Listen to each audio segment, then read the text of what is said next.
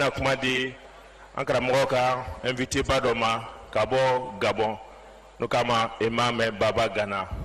Nous donnons la parole à grand imam du Gabon, le président du Conseil supérieur islamique du Gabon. Merci.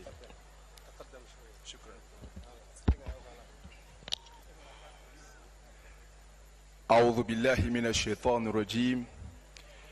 بسم الله الرحمن الرحيم. أصلي وأسلم على مبعوث رحمة للعالمين نذيرا وبشيرا. هذا النبي الكريم، هذا النبي العظيم، هذا النبي المكرم صلى الله عليه وسلم وعلى آله وأصحابه ومن تبعه بإحسان إلى يوم الدين.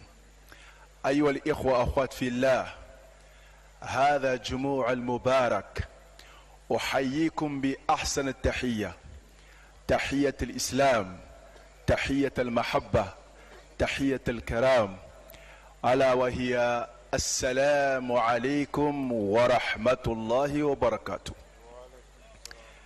لقد سبقني في هذا المكان الخطباء، العلماء، الوعاظ، تحدثوا عن رسول الله صلى الله عليه وسلم بكلمات طيبة مباركة. تحدثوا عنه لأنه نبي المرسل، آخر الأنبياء والمرسلين، الذي أرسله الله سبحانه وتعالى رحمة للعالمين.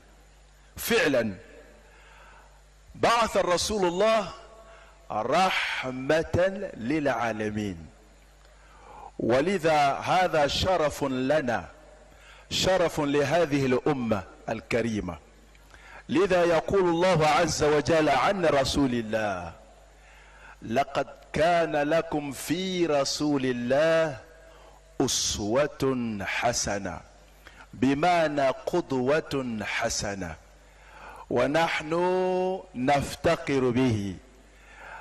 يعني نتحدث عن احتفال إحياء مولد الرسول الله صلى الله عليه وسلم.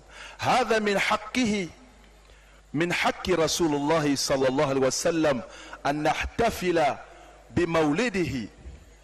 ليس بمعنى أن نجمع جموع من الناس لنتكلم عن شيء آخر، لا، بل إنما لنحيي أفضل الأنبياء والمرسلين. ولذلك نقدر هذه الجلسة، نقدر هذا الجموع، نقدر هذه الجلسة المباركة، ونشكر للشيخ الشريف الحيدرة لأنه قام بأعمال عظيمة واجتهد اجتهادا عظيما، ونحن نقدر هذه الأعمال أيها الشيخ، ونسأل الله عز وجل أن يحفظكم وأن ييسر أموركم وأن يؤيدكم بتأييده الكريم، وأن يجعلكم في منصب عظيمة. نسأل الله عز وجل أيضا أن يحفظ هذا البلد المحترم، وأن يحفظ الرئيس هذا البلد كذلك، لأنه يجتهد لحفظ هذا البلد، لحفظ الشعب هذا البلد. نسأل الله سبحانه وتعالى أن يوفقه، أن ييسر أموره، وأن يسدد أعماله برحمتك يا أرحم الراحمين. اللهم آمين، اللهم آمين، اللهم آمين. Chers frères et sœurs en islam, j'ai voulu parler en arabe en m'adressant à ceux qui maîtrisent la langue arabe et qui ont compris l'importance de ce que j'ai dit. Déjà m'ont précédé ici des connaisseurs qui m'ont précédé sur cette place et ont parlé de ce messager, ce grand messager, le prophète Mohammed sallallahu alayhi wa sallam. Je ne vais pas m'étaler trop long.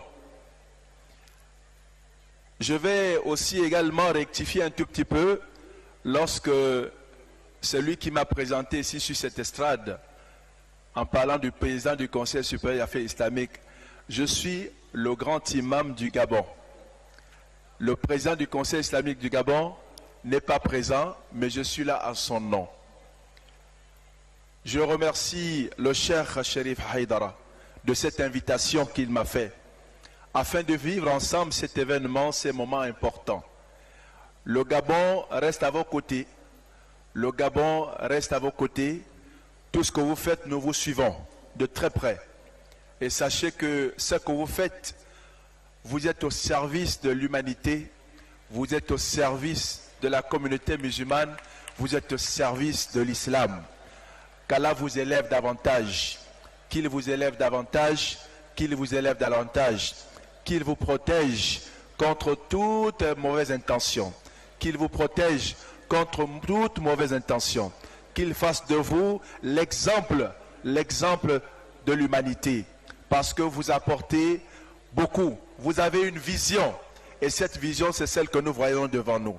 Ces gens qui ont adhéré à votre vision, et qu'Allah subhanahu wa ta'ala fasse en sorte que cette vision s'étende encore un peu plus loin, en dehors des 40 pays qui ont adhéré, mais que ça aille encore plus loin, Inch'Allah. Et pour terminer, je souhaiterais vous remettre au nom de vos représentants d'Ansaruddin au Gabon, cette attestation de reconnaissance de ce que font vos représentants au niveau du Gabon. Je prends l'exemple sur le don de sang qu'ils font. C'est pourquoi cette reconnaissance, je vais vous le remettre de façon officielle. C'est une reconnaissance de l'État gabonais pour les efforts, pour ce que fait, n'est-ce pas, Ansaruddin au niveau du Gabon. Je vous remercie de m'avoir permis de dire ces quelques mots. Qu'Allah subhanahu wa ta'ala nous assiste, qu'il nous pardonne et qu'il fasse de cette nuit une nuit bénie, Inch'Allah. Assalamu alaikum wa rahmatullahi wa barakatuh.